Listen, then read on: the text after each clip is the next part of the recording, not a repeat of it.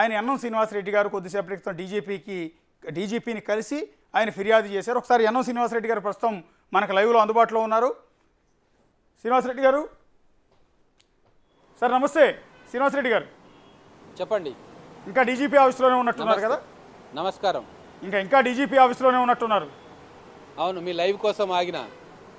Yes sir, మేము ఇందాక మీరు మాట్లాడింది టోటల్గా విన్నాం.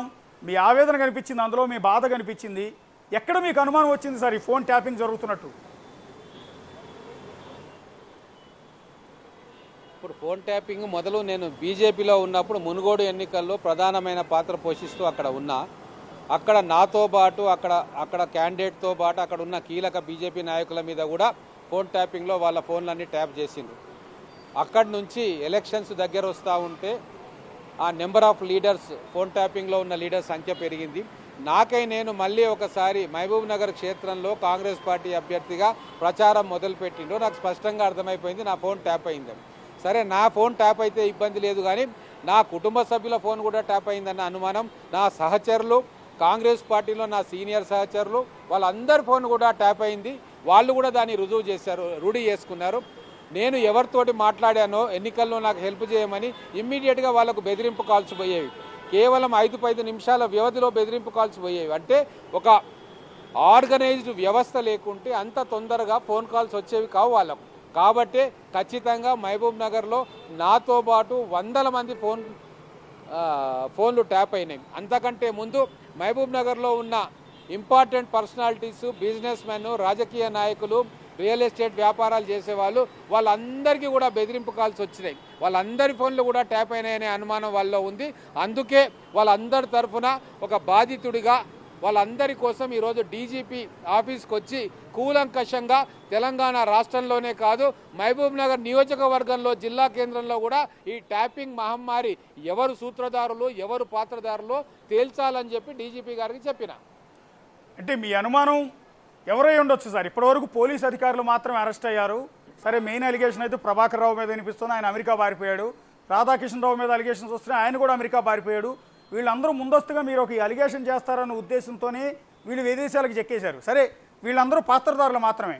సూత్రధారులు ఎవరు? మీ ఫోన్లన్నీ ట్యాపింగ్ చేయాల్సిన అవసరం ఎవరికి ఉందనుకుంటూ ఉన్నారు? ఇప్పుడు దీంట్లో తెలియని రహస్యం ఏమీ లేదు. ఎన్నికల్లో గెలవాలని, మళ్ళీ అధికారంలోకి రావాలని కోరుకున్న గతంలో అధికారంలో ఉన్న పార్టీలో టాప్ 1 to టాప్ 20 నాయకులందరూ కూడా దీంట్లో బాధ్యులే, సూత్రధారులే.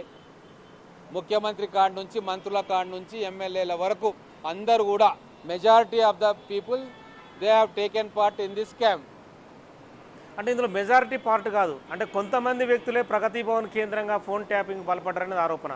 ఒక న్యూస్ ఛానల్ కూడా ఇందులో మీకు ఈ మధ్యలో రైడ్స్ జరిగిన మీరు చూసే ఉంటారు. అందులో ఒక వార్ రూమ్ ఏర్పాటు చేశారు.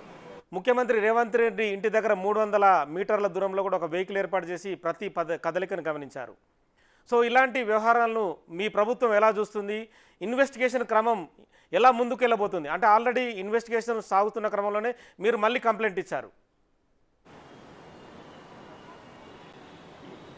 మా ముఖ్యమంత్రి గారికి నిజంగా హ్యాట్స్ ఆఫ్ అండి.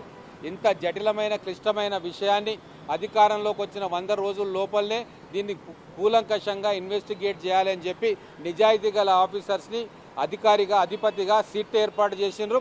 వాళ్ళు ఖచ్చితంగా సమాచారం సేకరిస్తూ ఉన్నారు. ఎన్నో విషయాలు బయటపడతా ఉన్నాయి.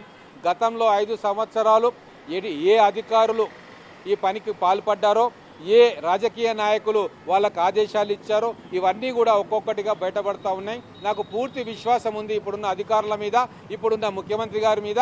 ఖచ్చితంగా లోతుల్లోకి వెళ్ళి వేల మంది బాధితులకు న్యాయం చేసేలాగా వాళ్ళ ఇన్వెస్టిగేషన్ ఉంటుంది. మా ముఖ్యమంత్రి గారు స్పష్టమైన ఆదేశాలు ఇచ్చారు.